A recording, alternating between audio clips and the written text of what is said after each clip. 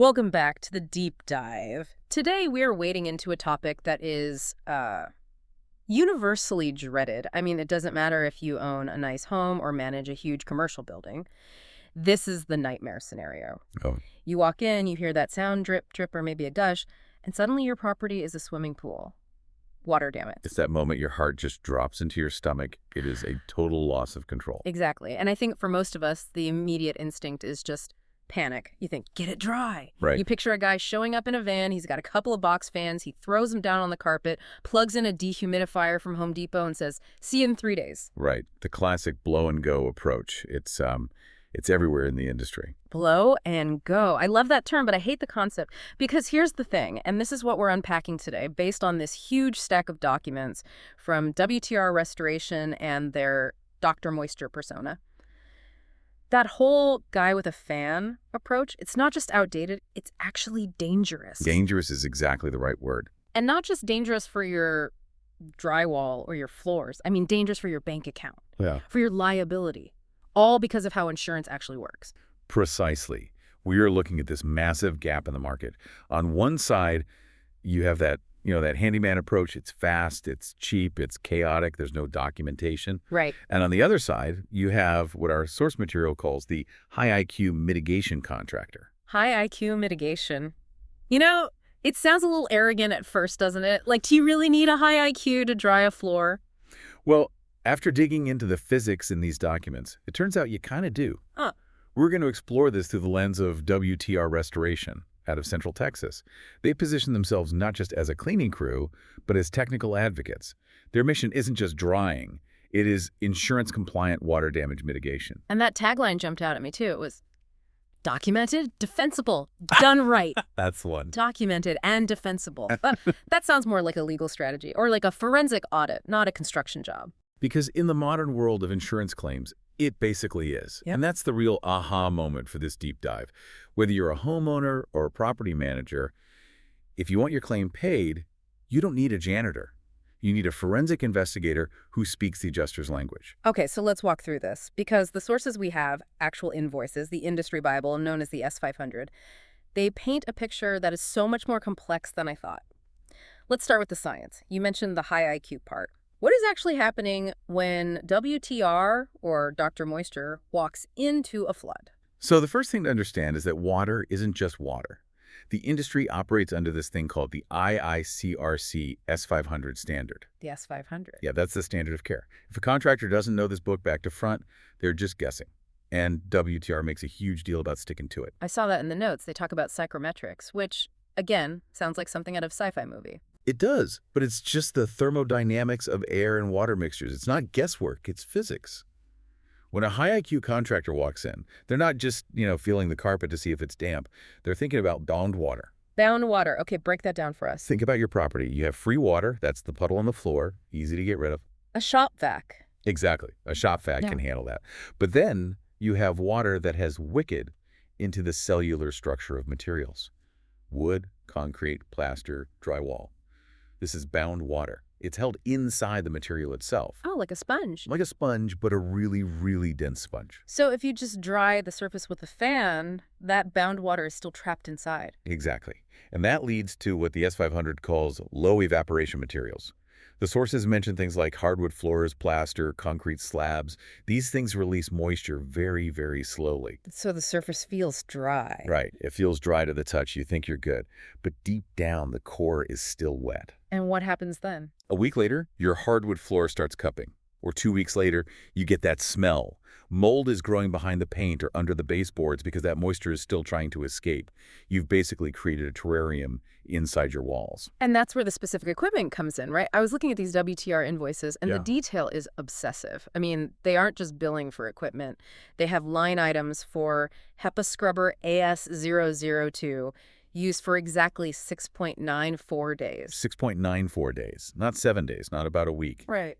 That precision tells the insurance adjuster or the building owner that this isn't an estimate, it's a measurement. And look at the type of equipment. For those dense materials, WTR uses desiccant dehumidifier. Okay, how's that different from the noisy box I run in my basement? Your basement unit is probably an LGR, a refrigerant dehumidifier.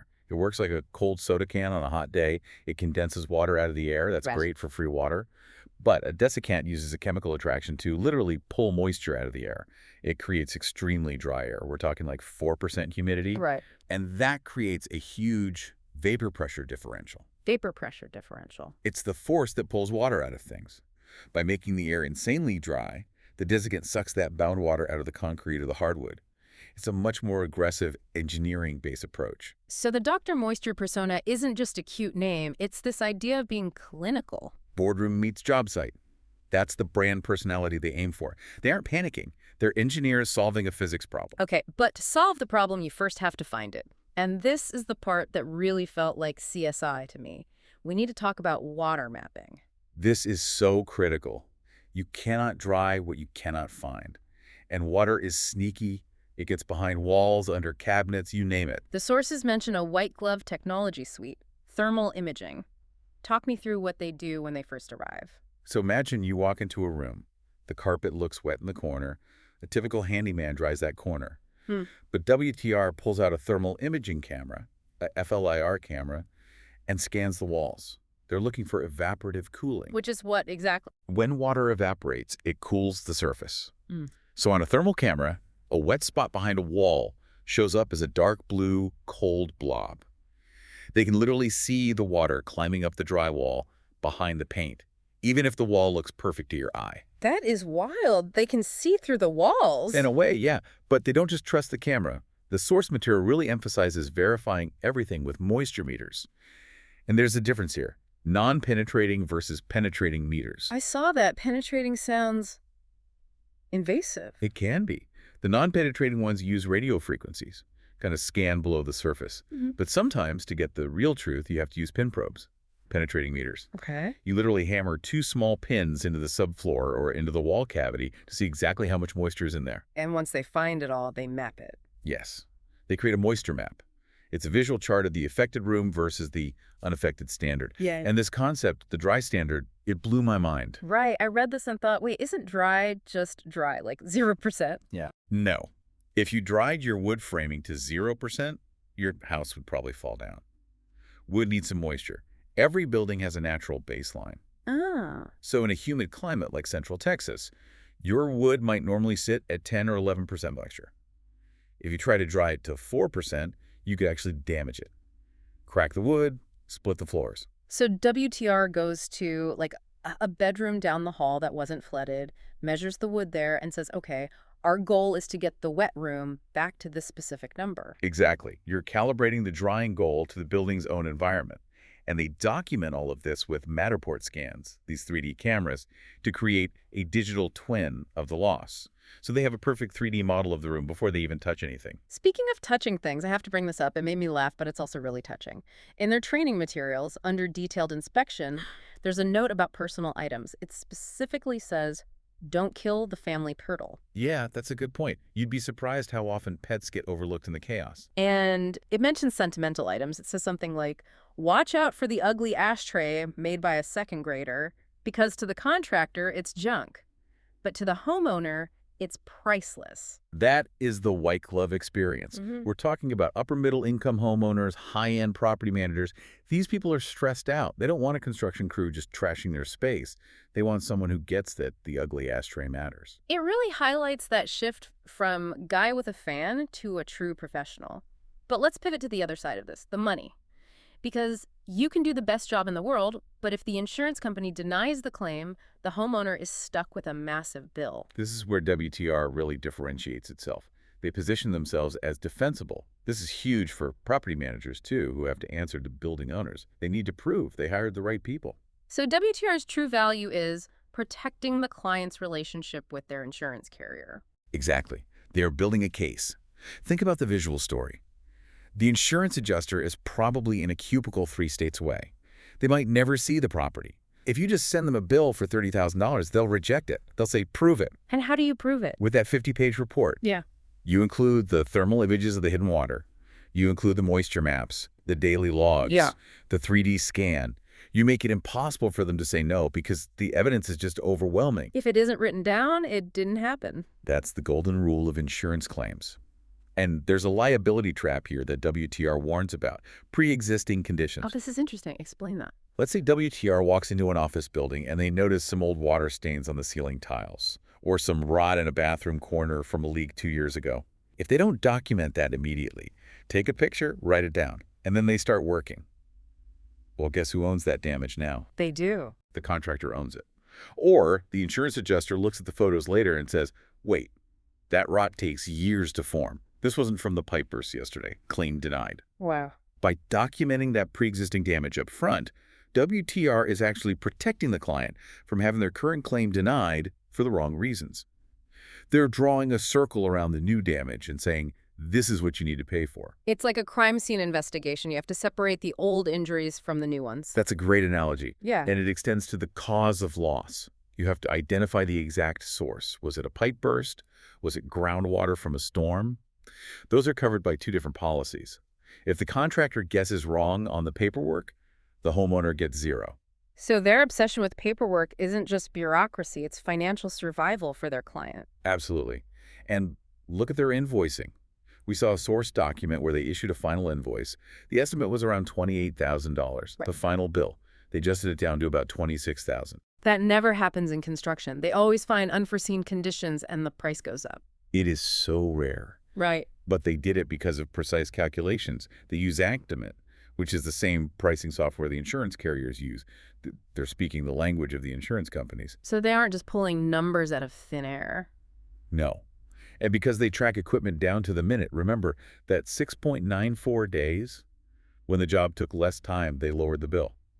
That builds incredible trust with the adjuster. And it avoids those surprise bills for the property manager or homeowner, right? I saw they use change orders. Yes. Nothing happens without a signature. If they find more damage, they stop, write it up, get it signed.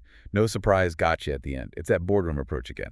Predictable, professional, documented. Now, we've talked about water, but sometimes the water isn't just water. We need to talk about the gross stuff. Yeah. Category 3. Sewage, or even just standing water that's gone bad. The sources touch on the health hazards. Mold, bacteria, even asbestos or lead if you're tearing into the walls of an older building. So how does the Dr. Moisture High IQ approach handle that differently? Engineering controls. That's a big phrase in the document. It's not just about cleaning, it's about containment. You'll see them setting up plastic barriers, zipping up the affected area. But the crucial part is managed airflow. Like negative pressure. Exactly. They set up air movers so that the air is always being sucked into the dirty zone and filtered out through HEPA scrubbers. That way, if you're tearing out moldy drywall, those spores don't float down the hall into the baby's bedroom or the next office over. And they prove it's clean, too. I saw a mention of ATP testing. Yes, ATP testing measures biological activity. It's what hospitals use to verify an operating room is clean. WTR uses it to prove that the contaminants are gone. They don't just sniff and say, smells okay. They swab it, get a number, and put that number in the final report. Again, documented, defensible. It creates a standard of care that's very hard to argue with. If you're a property manager responsible for your tenants, do you want the guy who thinks it's clean or the guy with the lab report saying it's clean? Especially if people are still working or living there. The sources also mention daily monitoring logs. They are checking the temperature and humidity every single day. That's the heartbeat of the project. That drying log proves the job is progressing. If they skip a day, or if the numbers stall, they know something is wrong immediately. Maybe a machine failed, or maybe there's another leak they missed. The data tells the story. It really is a total shift in mindset. You know, when we started this, I thought we were just talking about cleaning up a mess. But WTR Restoration seems to be selling something else entirely. They're selling certainty. In a chaotic situation, a flood, a sewage backup, people feel out of control. WTR comes in with this clinical high IQ process. They're the Dr. Moisture authority figure. They say, we have a plan. We have the data. We have the documentation. It's almost like they're technical advocates. They aren't just working for you. They are building a legal case for you. That's the synthesis here. The service isn't water removal. The service is claim advocacy through technical excellence. By following the S500 standard perfectly, by mapping every single drop of moisture, by documenting every day of equipment use, they're basically forcing the system to work for the client. That's the aha moment for me, that the paperwork is the customer service. I usually hate paperwork. But in this case, that stack of paper is the shield protecting you from a denied claim. Absolutely. If it isn't written down, it didn't happen. WTR takes that to the extreme, and that becomes their strongest asset. So here's the thought I want to leave everyone with today. It's a provocative question based on everything we've read. If a pipe bursts in your wall this afternoon, and I really hope it doesn't, but if it does, who do you want showing up at your door? Do you want the nice guy with a van and a handshake who says, don't worry about it? Or do you want the expert who treats your living room like a crime scene, collecting evidence to win your insurance claim? I think the answer is pretty clear. You want the one who speaks the language of the person writing the check. You want the Dr. Moisture approach. Documented. Defensible. Done right. It's a fascinating look at an industry most of us overlook until it's too late. Thanks for diving in with us. Always a pleasure. We'll see you on the next deep dive. Stay dry out there.